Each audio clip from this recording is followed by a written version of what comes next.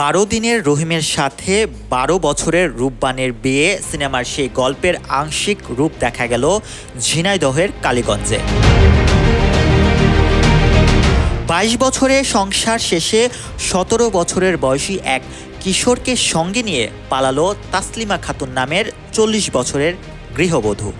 পরে জানা যায় তিনি একই গ্রামের 17 বছর বয়সী এক কিশোরের সঙ্গে পালিয়ে গেছেন।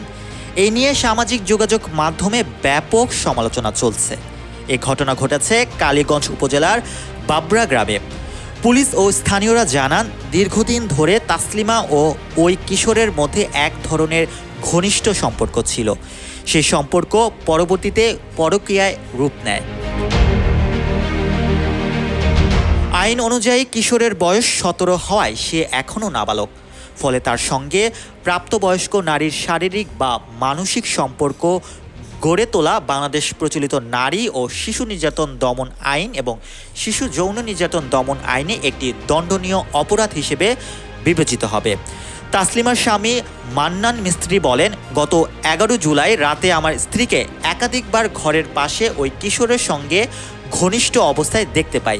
এরপর 12 জুলাই ভোরে তারা উভয়ই বাড়ি থেকে চলে যায়। আমার 3 শিশু সন্তানকে রেখে চলে গেছে আমার স্ত্রী। ঘটনার সত্যতা নিশ্চিত করে কালীগঞ্জ থানার ওসি শফিকুল ইসলাম বলেন, ওই কিশোরের পিতা থানায় একটি লিখিত অভিযোগ দিয়েছেন। Mohammad Rasel, news 21 news desk.